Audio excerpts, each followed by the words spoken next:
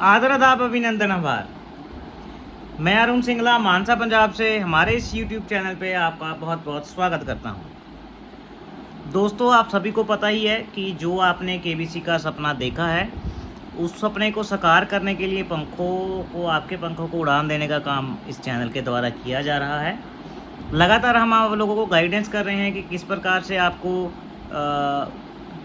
Form भरना था, PI में अपीयर होना था या फिर जीके टेस्ट के लिए अपीयर होना था, जीके की तैयारी कैसे करनी थी। उसी प्रकार हम साथ साथ जो गलतियां KBC में मैंने की थी, गलतियां यानी जो मैंने अपनी तैयारी में कमी छोड़ दी थी। हो सकता था कि अगर मैं तैयारी और बढ़िया करता तो मैं 12.5 लाख की जगह और बड़ी धनराशि अमाउंट जीत के आ पाता। लेकिन जो गलतियां मैंने की, मैं आशा करता हूं कि जो मैं आपको गाइड कर रहा हूं वो गलतियां आप लोग नहीं करोगे, क्योंकि मेरे पास तब गाइडेंस के लिए कोई था नहीं दोस्तों। मैंने बहुत से वीडियोस देखे, लेकिन वीडियोस तो थे, बस वीडियो इसी बात पे आते थे कि कॉलिंग आज शुरू होगी, कॉलिंग कल शुरू होगी। लेकिन जो मेन मुद्दे की बात थी कि KBC में कैसे पढ़ना है, क्या क्या चीज़ें पूछी जाती हैं या फिर क्या सिस्टम रहता है, वो किसी ने आज तक गाइड ही नहीं किया। तो मेरे को बड़ा फील होता था तब कि कोई गाइडेंस देने वाला नहीं है, क्योंकि KBC का आप देखोगे तो कोई स्पेसिफिक जो है सिलेबस तो डिफाइंड है नहीं कि यहीं से आपको क्वेश्चन आएगा या फिर आपने यही बुक पढ़नी है या इसी टॉपिक पे आपको पढ़ के आना है। KBC में से किसी भी सब्जेक्ट में से कहीं से भी आपको क्वेश्चन आ जाता है। तो लेकिन फिर भी एक आउटलाइन तो चाहता था कि मैं आउटलाइन हो कि कहीं से तो पढ़ लें, लेकिन ऐसा नहीं हुआ, मुझे कोई वीडियो नहीं मिला। लेकिन फिर मैंने सोचा कि अगर मेरे को मौका मिलता है तो ये लोगों की कमी मैं ज़रूर दूर करूँगा कि लोगों को एटलीस्ट इतना तो पता हो कि हमें क्या क्या पढ़ के जाना है, ताकि जो वहाँ पे पहुँच जाता है एटलीस्ट डिसेंट अमाउंट तो जीत के वहाँ पे गया। अगर कुछ ना जीत के आए तो बहुत कुछ फील होता है कि मैं गया भी, जीत के भी नहीं आया। और जब एक बार कोई बंदा हॉट सीट पे आ जाता है तो बाद में दूसरी बार जा भी नहीं पाता वो। तो इस बात को था कि अगर कोई जाता है तो एटलीस्ट 3-20 तो जीत के आए। तो इसके रिगार्डिंग मैंने लास्ट वीडियो भी डाला था। जिन लोगों ने वो वीडियो नहीं देखा वो ज़रूर देख लें, क्योंकि मैं पक्का आप लोगों को आश्वासन देता हूँ कि जो लोग वीडियो देखेंगे उन्हें एटलीस्ट 3-20 या 6-40 तो मिनिमम मिल ही जाएगा, क्योंकि वहाँ पे मैंने ऐसे ऐसे टॉपिक बताए हैं जो बहुत ही कॉमनली KBC में पूछे जाते हैं। आप लोगों को बस उसकी तैयारी करनी है। तैयारी भी कैसे करनी है, कौन सी बुक्स हैं, वो भी मैंने आपको बता दी हैं। बहुत ही आसान तरीका है, आप लोग उसको फॉलो कर लीजिए और आपका जो है वो तैयारी हो जाएगा। दोस्तों, आज का जो सेशन रहेगा ये माइथोलॉजी का अगला सेशन है।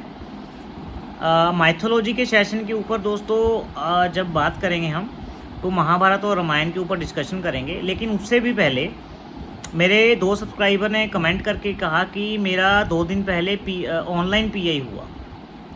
तो हालांकि ऑनलाइन PI के लिए कॉलिंग कब हुई और किसको कॉलिंग आई, ये कोई अभी स्पष्टीकरण नहीं हो पाया है। मैंने उनको कहा है कि मुझे DM में डिटेल बताइए। तो जैसे ही अगर कोई डिटेल आती है, अगर वो जेन्युइन होगा तो मैं आप लोगों तक लेके आऊँगा। अगर वो जेन्युइन नहीं होगा तो इस बात को यहीं ख़त्म कर देंगे हम लोग।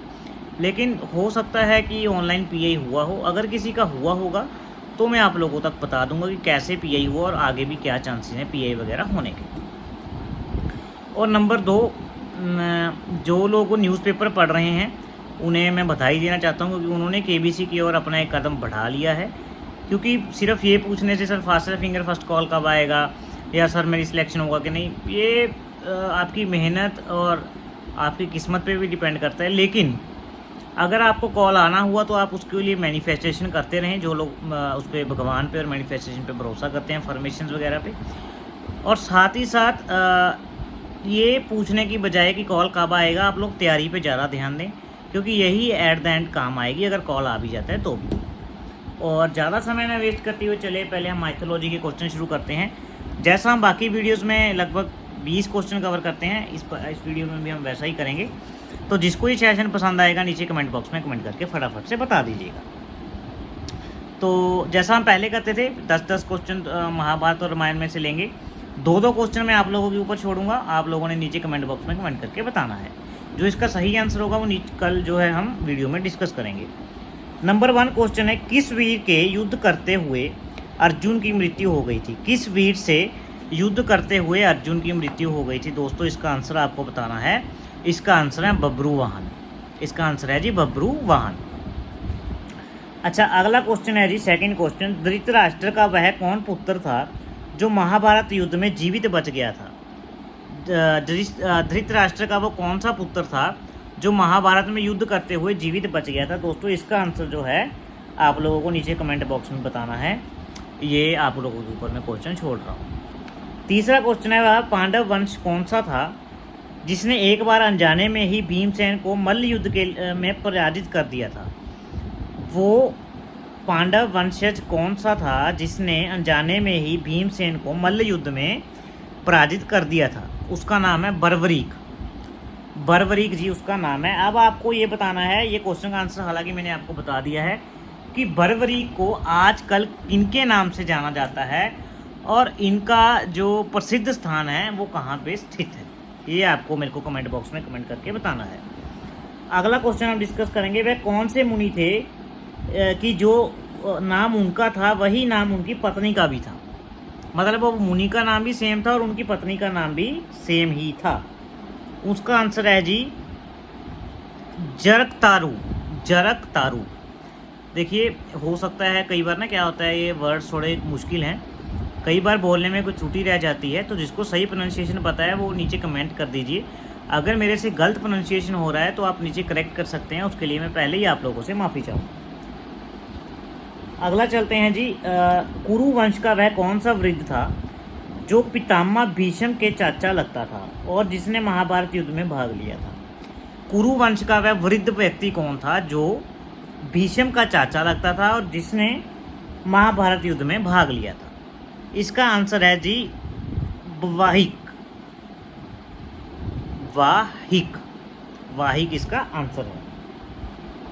वह कौन सा पांडव योद्धा था जिसने द्रोणाचार्य को रथ सहित उठाकर दूर फेंक दिया था? जिसने किसको फेंक दिया था दूर? द्रोणाचार्य को दूर फेंक दिया था। इसका आंसर आप लोगों को बताना है। इसका आंसर है जी भीमसेन। भीमसेन आपको पता ही कितना बली था, उसने रथ समेत जो है वो द्रोणाचार्य जी को दूर उठाकर फेंक दिया था। वह कौन सा वीर था जो धनुष बाण एवं खंड लेकर जन्मा था? जो जन्म के टाइम ही धनुष बाण वगैरह लेकर जन्मा था, वह वीर आप लोगों को बताना है। इसका नाम है जी धृष्टद्युम्न। धृष्टद्युम्न इसका नाम है। वह कौन सा पांडव वीर था जो शिवजी से भी एक बार लड़ा था? वह पांडव वीर का नाम बताना है जो शिवजी से भी एक बार लड़ा था। इसका आंसर है जी अर्जुन। अर्जुन जी इसका आंसर है। आर्यव्रत का वह कौन योद्धा था जिसने महाभारत के इतने विशाल युद्ध में भाग लेने से मना कर दिया था? आर्यव्रत का वो योद्धा बताना है जिसने बड़े युद्ध में भाग लेने से मना कर दिया था। इसका आंसर आप लोगों को नीचे कमेंट बॉक्स में दोस्तों बता देना है। आर्यव्रत का वह कौन सा वीर था जो महाभारत युद्ध में जिसकी सहायता लेने से पांडवों व कौरवों ने स्पष्ट इनकार कर दिया था? मतलब आर्यव्रत का एक योद्धा था जिसकी सहायता के लिए पांडवों ने भी इनकार कर दिया था और कौरवों ने भी इनकार कर दिया था। उस योद्धा का नाम है जी विदर्भराज रुक्मी। विदर्भराज रुक्मी ये इनका नाम है। ये तो थे क्वेश्चन महाभारत में से। आप लोगों को अगर कोई भी मेरी मिस स्पेल्ड हो या प्रोनाउंसिएशन में दिक्कत हो उसके लिए माफ़ी। और आपको अगर नीचे करेक्ट आंसर या प्रोनाउंसिएशन पता है तो नीचे आप प्लीज़ करेक्ट कर दीजिए, इसके मुझे खुशी मिलेगी। बहुत बहुत धन्यवाद। आगे हम डिस्कस करेंगे रामायण में से 10 क्वेश्चन। जो रामायण में से 10 क्वेश्चन हैं वो हैं,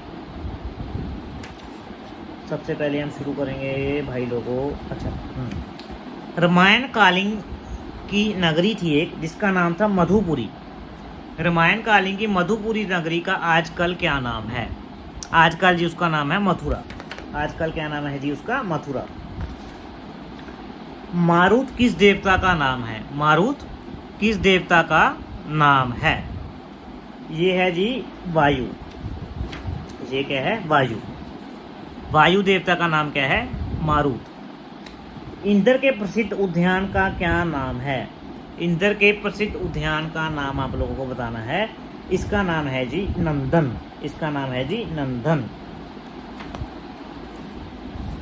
अच्छा, अब आप लोगों के लिए क्या है, हनुमान जी की माता का पूर्व जन्म में एक अप्सरा थी। हनुमान जी की जो माता थी वो पूर्व जन्म में एक अप्सरा थी। अप्सरा के रूप में उनका नाम क्या था? हनुमान जी की माता का पूर्व जन्म में नाम क्या था? इसका आंसर आपको नीचे कमेंट बॉक्स में बताना है। ये आपके लिए क्वेश्चन नंबर 1 हो गया आज रामायण में से। अच्छा, आज चौथा क्वेश्चन हम डिस्कस करेंगे रामायण में से।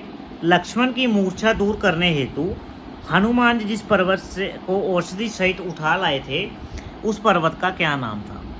जिस पर्वत पे मूर्छा के लिए संजीवनी बूटी लेने गए थे, वो पर्वत सहित बूटी को उठा लाए थे, उस पर्वत का क्या नाम था? उस पर्वत का नाम था द्रोणागिरी पर्वत। द्रोणागिरी पर्वत।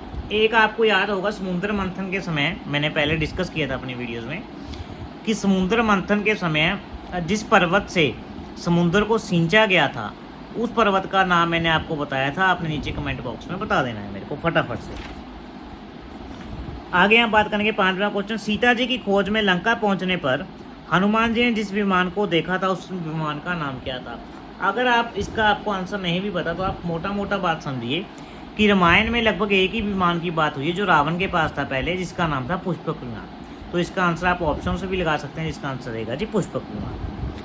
अच्छा, आज का अगला क्वेश्चन। उस राक्षसी का क्या नाम था जो लंका के समीप समुद्र में रहती थी और उड़ते हुए जीवों को अपने अंदर खींच लेती थी? ये हनुमान जी के साथ भी हुआ था जब समुद्र लांग रहे थे।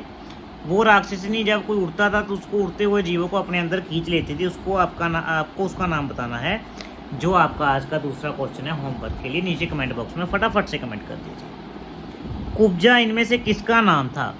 कुब्जा इनमें से किसका नाम था? देखिए, ये क्वेश्चन सीधा भी आ सकता है। कुब्जा किसका नाम था? मंथरा। मंथरा का नाम था कुब्जा। अगला क्वेश्चन। लंका में राक्षसों के कुल देवता का जो स्थान था, उनका नाम क्या था? लंका में राक्षसों के कुल देवता का जो स्नान था, उसका नाम क्या था? उसका नाम था चैत्य प्रसाद। उसका नाम था Chaitya Prasad. Last question of the today, last question of the Ramayana for today is, Ramayana के महाकाव्य का दूसरा नाम क्या है? ये क्वेश्चन बहुत इंपॉर्टेंट है दोस्तों। रामायण जैसे महाकाव्य का दूसरा नाम आप लोगों को बताना है। उसका नाम है जी पौलस्त्य वध अथवा दशानन वध। पौलस्त्य वध अथवा दशानन वध। अच्छा, इस बात से आपको और भी एक क्वेश्चन बनता है कि जो पौलस्त्य वध था, ये पौलस्त्य वर्ड किसके साथ जुड़ा हुआ है? ये भी आपको कमेंट बॉक्स में बता देना है। देखिए, जो क्वेश्चन हम लोगों के साथ डिस्कस करते हैं दोस्तों, ये क्वेश्चन ना काफ़ी सोर्सेज से इकट्ठे किए हैं, ऐसा नहीं है कि एक बुक में से है। तो आपसे अनुरोध करूँगा कि 12-13 मिनट का वीडियो जो है वो देख लीजिए करिए, क्योंकि अगर आपका एक क्वेश्चन भी केबीसी में सॉल्व हो सकता है इससे, तो आपको लाखों रुपए का फ़ायदा हो सकता है। बाकी मर्जी आपकी। तब तक के लिए शुभ रात्रि, शुभ रात्रि, शुभ रात्रि। जय भारत, जय हिंद।